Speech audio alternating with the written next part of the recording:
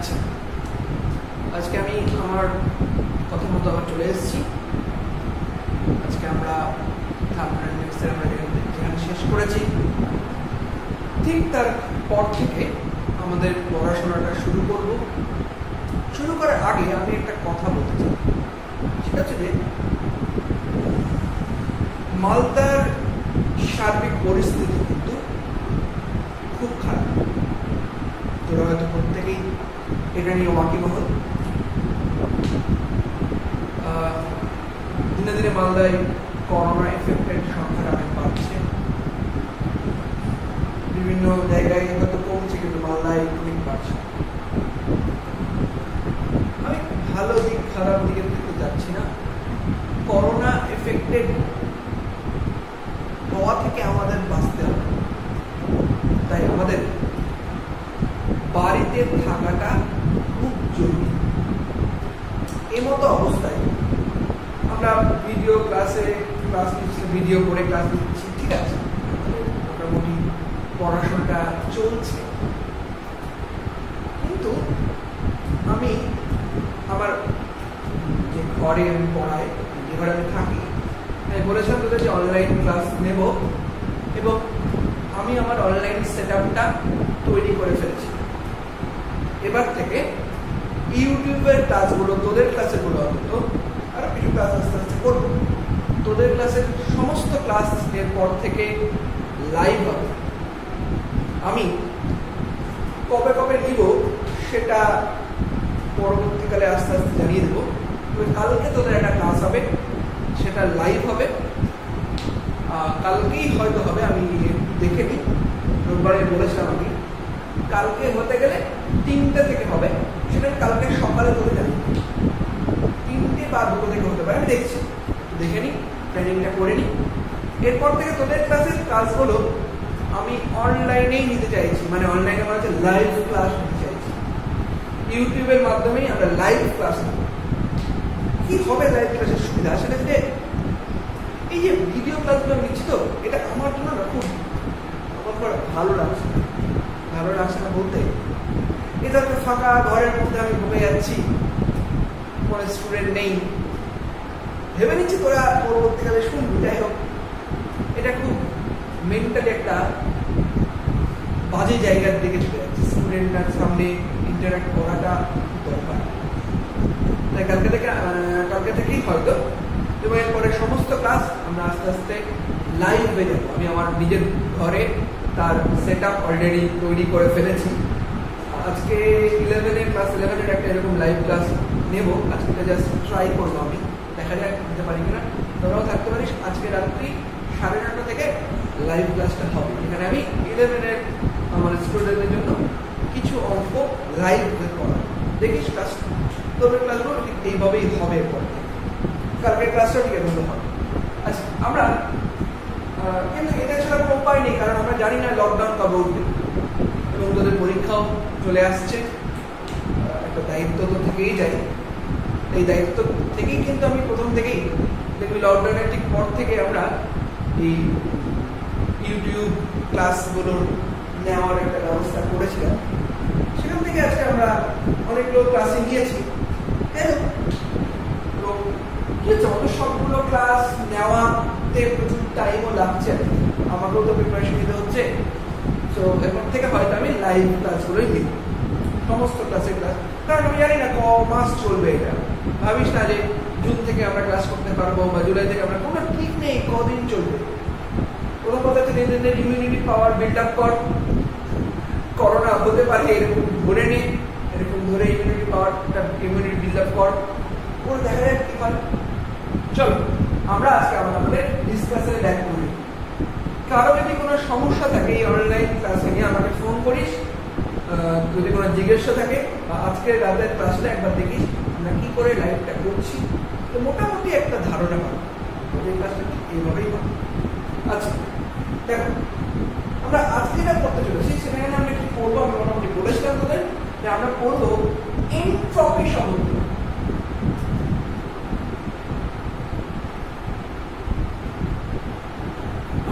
Entropy. First question টাই তো what is entropy? এই কোশ্চেনটার answer আনসারটা আগে আমরা দিই। কথা হচ্ছে যে হোয়াট ইজ এনট্রপি, মানে হচ্ছে এনট্রপি ইজ এ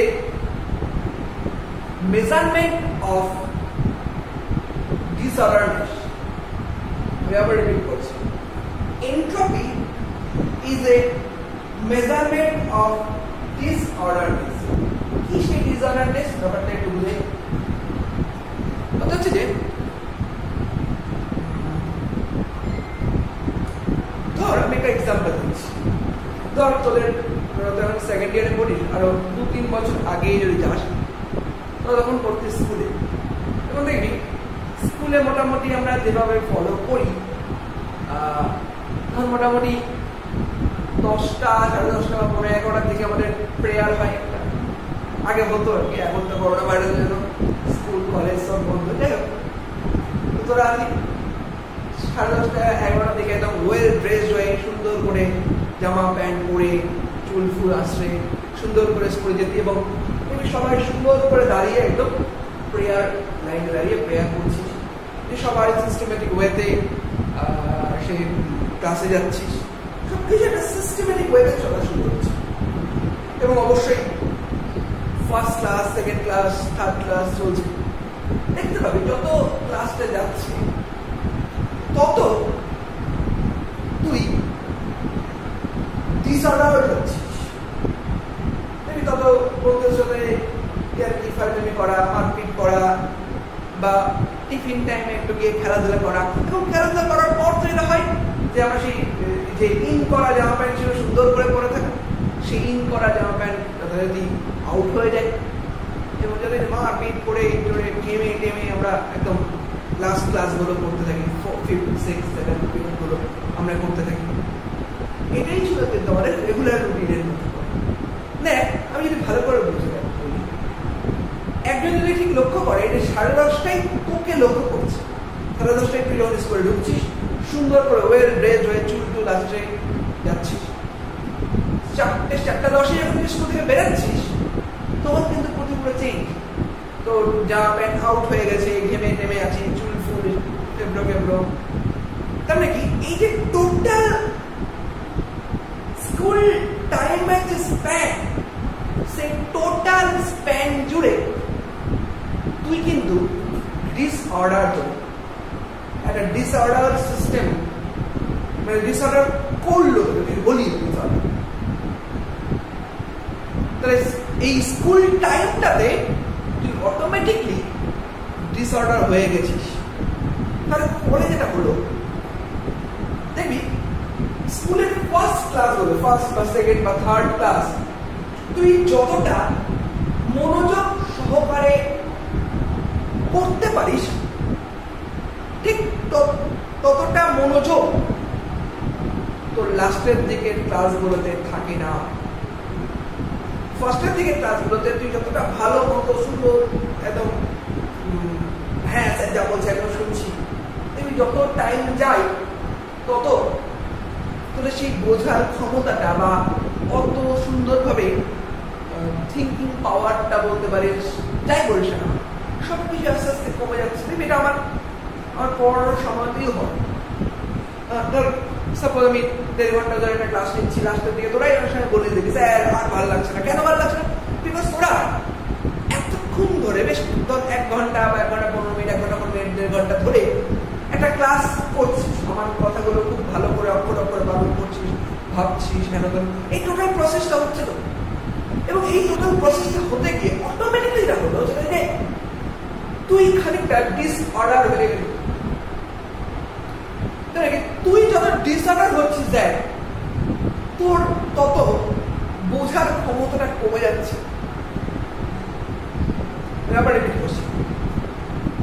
একটা ক্লাস যত চলে দেখবি, যত আগায়, আস্তে আস্তে আস্তে আস্তে আমরা ক্লান্ত হয়ে পড়ি। এই ক্লান্ত ব্যাপারটাই আমি একটু ডিসঅর্ডারনেস ভাবে, তুই যতটা প্রথম দিক থেকে যতটা অ্যাটেনশন দিতে পারিস, লাস্টের দিকে অ্যাটেনশন, প্রথম দিকে অ্যাটেনশন এই গ্রাফে এরকম করে দেন, লাস্টের দিকে অ্যাটেনশনের গ্রাফে এইভাবে পড়ে যাচ্ছে। সেটা আমি দেখি ক্লাস বলতে খুব একটা বড় করি না, কারণ তো 1.5 ঘন্টার বেশি ক্লাস আমি সাধারণত নিই না, এটা একটা কারণ। তবে যদি মোটামুটি আমি দেখেছি ঘন্টা 16 ঘন্টা পর্যন্ত একটা ক্লাস ঠিকঠাক অ্যাটেনশন দিয়ে, ফুল অ্যাটেনশন দিয়ে শোনা যায়, কিন্তু তারপরে সামহাও আর ভালো লাগছে না। স্যার হয়তো বোঝানোর চেষ্টা করছে, তাও ভালো লাগছে না। কেননা তোর বোঝার ক্ষমতাটা অনেক কমে গেছে। কারণ এই যে ক্লাসটা হলো, এই ক্লাস হওয়ার পরেও তোর এনট্রপিটাকে বাড়ছে। এই সেন্সে আমরা এটাকে প্রকাশ করবো। যে কোনো প্রসেস, এবার আমি একটু থার্মোডাইনামিক্সের পয়েন্ট অফ ভিউ চলে আসি। যে কোনো প্রসেস যখন চলে, যে কোনো রকম প্রসেস, যে কোনো রকম সিস্টেম, তাদের যে কোনো রকম প্রসেস, যখন প্রসেসটা আগাচ্ছে, আগেই যাচ্ছে প্রসেসটা, যত প্রসেস আগাচ্ছে তত এনট্রপি বাড়ছে। যে কোনো প্রসেসের এনট্রপি সব সময়ের জন্যই বাড়ে। দেখেন দেখেন লক্ষ্য কর, এনট্রপিটা সব সময়ের জন্য বাড়ছে। এনট্রপি বাড়লে পরে কি দেখো, আমি এনট্রপি বাড়ার অর্থ কি বললাম না, যে কোনো সিস্টেম সব সময় বিশৃঙ্খলতার দিকেই আগাচ্ছে। যে কোনো রকম সিস্টেমের এনট্রপি চেঞ্জটা সব সময় হবে পজিটিভ। এবং এই এনট্রপি চেঞ্জকে ম্যাথমেটিক্যালি বোঝাই কি করে না, অবশ্যই আমরা একটা রিলেশনশিপ বলে del Q by T, এই যে কোয়ান্টিটিটা আছে, এই কোয়ান্টিটিটা যদি একটা ক্লোজ ইন্টিগ্রেশন আমি করি, তাহলেই আমি পাবো del S। আমরা এটা একটা সামথিং ইনিশিয়াল পয়েন্ট থেকে একটা ফাইনাল পয়েন্ট থেকে যাই, তাহলেই আমরা কিন্তু পাবো entropy change of the system. আমরা কিন্তু কখনোই এনট্রপি মেজার করতে পারি না। কেন মেজার করতে পারি না? এটা খুব অবভিয়াস। একটা সিস্টেম কতটা বিশৃঙ্খল, তুমি কিন্তু এটা তখনই মেজার করতে পারবে যদি তুমি সিস্টেমটার আগের বিশৃঙ্খলতা চিন্তা করো। আবার আমি একটা এক্সাম্পল দিচ্ছি। সাপোজ ধর, ওই যে স্কুলের যে এক্সাম্পলটা আমি দিচ্ছি, যে একটা লোক তোকে ঠিক 10:30 তুই যখন স্কুলে ঢুকেছিস তখন তোকে লক্ষ্য করেছিল, আবার তুই 4:10 যখন স্কুল থেকে বেরিয়ে আসছিস তখন আবার তোকে লক্ষ্য করছে, তবেই কিন্তু ও তোর এনট্রপির চেঞ্জটা বা ডিসঅর্ডারনেসটা ধরতে পারবে। যা কিছু আমি মেজার করছি তা আমরা চেঞ্জ অফ এনট্রপি মেজার করছি, এনট্রপি নয়, চেঞ্জ অফ এনট্রপি। এবং আলটিমেটলি এই ইন্টিগ্রেশনটা করলে আমি একটা ইনিশিয়াল স্টেট থেকে একটা ফাইনাল স্টেটে একটা সিস্টেম যাচ্ছে। এই অবস্থায় ধর যখন আমি এখানে কি বলি যে ইনিশিয়াল স্টেট অর এনট্রপি ছিল S1, final state or entropy ছিল S2, তাহলে আমরা S2 - S1 বের করতে পারবো। এর থেকে বেশি কিছু নয়। এনট্রপির জায়গাটা ঠিক এটাই। এবার আমরা একটু বিভিন্ন সিস্টেমের জন্য একটু এনট্রপি পরিমাপ করার চেষ্টা করি। দেখো কি হচ্ছে। তাহলে আমরা এই যে আমাদের যে কনসেপ্ট, এই কনসেপ্ট কাজে লাগিয়ে ফার্স্ট ল অফ থার্মোডাইনামিক্স থেকে, আচ্ছা ও আরেকটা কথা একটু বলে দিই। তাহলে কি হচ্ছে না, যে কথাটা বলছিলাম আমি, তাহলে এনট্রপির যে পরিবর্তনটা হচ্ছে, এনট্রপির পরিবর্তনটা সবসময়ের জন্যই পজিটিভ। মানে এনট্রপি সবসময়ের জন্য বাড়ছে। তার মানে কি? তার মানে অবশ্যই অ্যাভেলেবল এনার্জি ফর ওয়ার্ক, কাজ করার জন্য অ্যাভেলেবল এনার্জির পরিমাণ কমছে। এনট্রপি বাড়ার অর্থ হচ্ছে কোন সিস্টেমের ডিসঅর্ডারনেস বাড়ার অর্থ হচ্ছে তার অ্যাভেলেবল এনার্জি ফর ওয়ার্ক, এই পরিমাণটা কমে যাচ্ছে।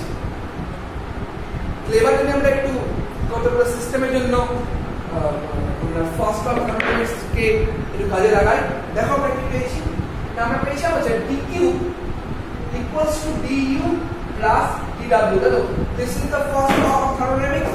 তাহলে আমরা বলবো চেঞ্জ করি, dq কে আমরা লিখছি t ds, এটা হবে cv dt, আর dw টা হয়ে যাবে সিম্পল pdv। দেখো আমরা কথা চেঞ্জ করলাম এবং এটাকে আরেকটা ফর্মুলা আমি লিখতে পারি। দেখো তো এটা পুরো নয়, বুঝলে pdv এর জায়গায়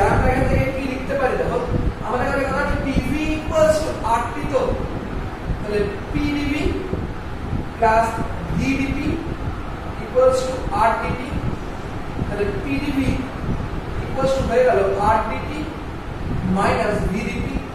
তাহলে এই জায়গাটাকে যদি আমি সিম্পল বসিয়ে দিই এবং এই ডিটি জায়গায় ভ্যালুটা বসাই, মানে ডিটি ইকুয়ালস টু কত হচ্ছে পিডিপি প্লাস ভিডিপি, এই কাজটা আমি আগে করেছি by R.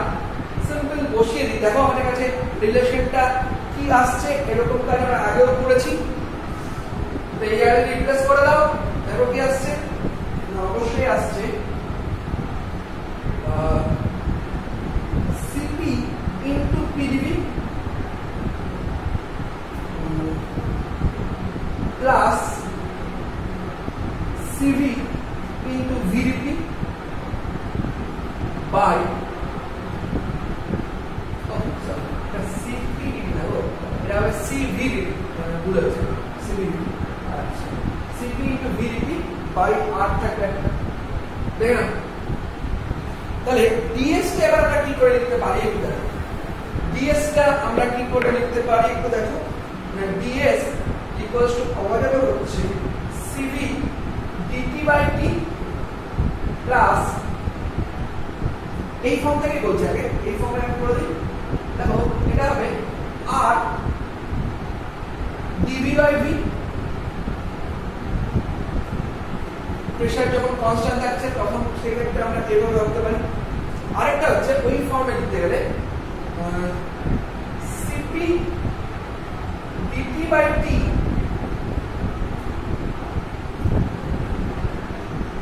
Plus R DV by V,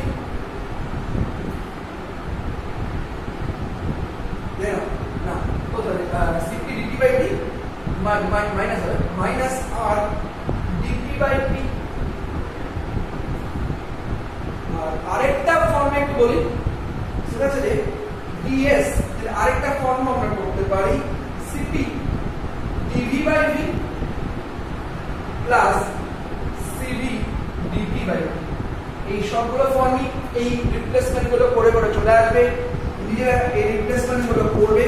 এবার কখন কোনটা কিভাবে অ্যাপ্লাই করবে একটু দেখো, যখন এটা অ্যাপ্লাই করছি তখন আমাদের একটা চেঞ্জ হচ্ছে, দেখো আমাদের কাছে চেঞ্জ হবে টেম্পারেচার, চেঞ্জ হবে ভলিউম। তাহলে কি S2 S1 যদি করি তাহলে এখান থেকে এটা আসবে, দেখো আমি একটা ফর্মেট লিখছি CV ln T2 by T1 minus R ln V2 by V1। এটা কি বলে যদি এইখান থেকে করি, দেখো S2 S1 change of entropy এটা হচ্ছে Cp ln T2 by T1 minus, sorry এটা প্লাস হবে, this is plus, this is minus r ln T2 by T1। ঠিক আছে, হবে এইটা যদি আমি চেঞ্জটার কথা বলি তাহলে আসবে Cp S2 S1 আসবে ln V2 by V1 plus Cv ln T2 by V1। এইসব কাজ করার পরে তোমরা আগে করেছো। এবার আমরা এক একটা প্রসেস, স্পেসিফিক প্রসেসের জন্য বলি, দেখো প্রত্যেকটা ফর্মই আমাদের ইম্পর্টেন্ট, প্রত্যেকটা ফর্ম একটু দেখবে, নিজেরা করছো, নিজেরা খাতায় করো।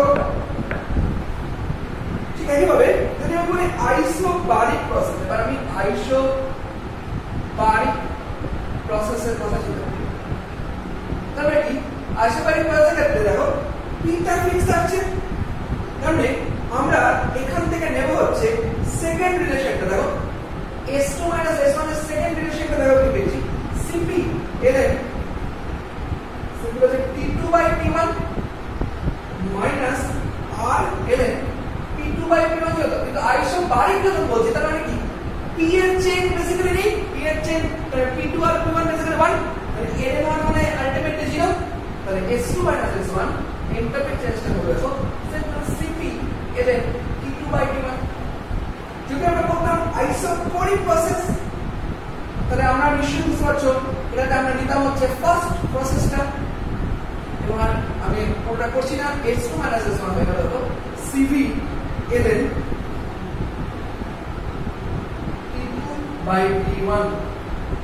এগুলো আরো ফর্মে তুমি প্রকাশ করতে পারো, দেখো যেহেতু প্রসেসটা আইসোবারিক প্রসেস তাহলে PV equals to RT relation তো আছে, PV equals to RT relation আছে, যেহেতু পিটা constant V is proportional to T, তাহলে CP ln v2 by v1 formula তুমি বলতে পারো। এটা কি হবে, এটা হচ্ছে ভলিউম যেহেতু constant p is proportional to T, তাহলে CV ln p2 by p1 তুমি বলতে পারো। বিভিন্ন ফর্মে এগুলোকে প্রকাশ করা যায় বিভিন্ন সিস্টেমের জন্য।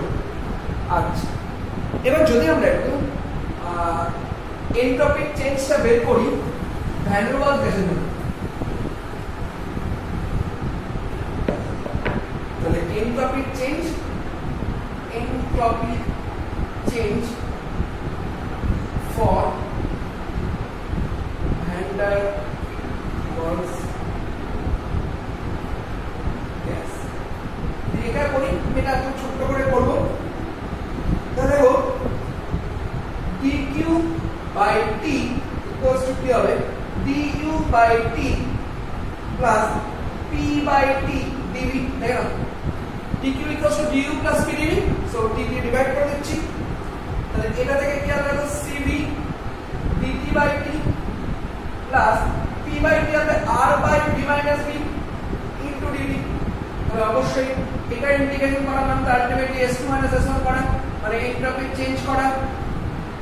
আর এদিকে দেখো আমরা কি পাচ্ছি, cv ln p2 by p1 আর plus r ln v2 minus v by v1 minus v, দেখো। এবার আমরা একটু রিয়েল কোন প্রসেসের জন্য একটু এনট্রপিক চেঞ্জ বের করব, এটা খুব ইম্পর্টেন্ট দেখবে। রিয়েল চেঞ্জটা কিরকম একটু দেখো। ধরো সাপোজ তোমার কাছে m গ্রাম আইস আছে at 0 ডিগ্রি সেলসিয়াস, একে তুমি m গ্রামের ওয়াটার কনভার্ট করছে at 100 ডিগ্রি সেলসিয়াস, এর একটা পার্ট আমি করে দিচ্ছি, এটা আরো দেখো। তাহলে এখানে কি হবে না, প্রথমে m গ্রাম আইস প্যাসেজে আমরা ইউজ করব হচ্ছে ক্যালোরিমেট্রি এবং change of state. m gram ice at 0 degree Celsius, একে ফার্স্ট কনভার্ট করব হচ্ছে m gram water at 0 degree Celsius, সেখান থেকে একে কনভার্ট করব হচ্ছে m gram water at 100 degree Celsius. দেখো সবাই একটু চোখটা বলিয়ে নাও। এইখানে যখন আমি মানে 0 ডিগ্রি সেলসিয়াস আইস থেকে 0 ডিগ্রি সেলসিয়াস ওয়াটারে কনভার্ট করছি, তখন এখানে আমার লাগছে যে ল্যাটেন্ট হিট, মানে যদি হিটের কথা বলো, dq এর কথা বলো, সিম্পল রিলেশনটা হবে হচ্ছে mli, যেখানে li হচ্ছে তোমাদের কাছে latent heat of ice to convert into water. এইখানে dq এর চেঞ্জের কথা বলতে গেলে বলতে হবে নিশ্চয়ই m into sw water specific hit into dt, কারণ খুব ছোট ছোট করে টেম্পারেচার চেঞ্জ হতে হতে আলটিমেটলি একটা ইনিশিয়াল স্টেট থেকে একটা ফাইনাল স্টেটে পৌঁছাবে। মানে ইনিশিয়াল টেম্পারেচার ছিল 0 ডিগ্রি সেলসিয়াস, সেখান থেকে ফাইনাল টেম্পারেচার হচ্ছে 100 ডিগ্রি সেলসিয়াস, এই কনভার্সনটা হবে। তাহলে দেখা যাক কি হলো, তাহলে এনট্রপিক চেঞ্জ s2 s1 বা ∆s এর কথা বলি, ∆s এর ক্ষেত্রে আমরা দুটো কাজ করব। একটা হচ্ছে mli by ti, টেম্পারেচার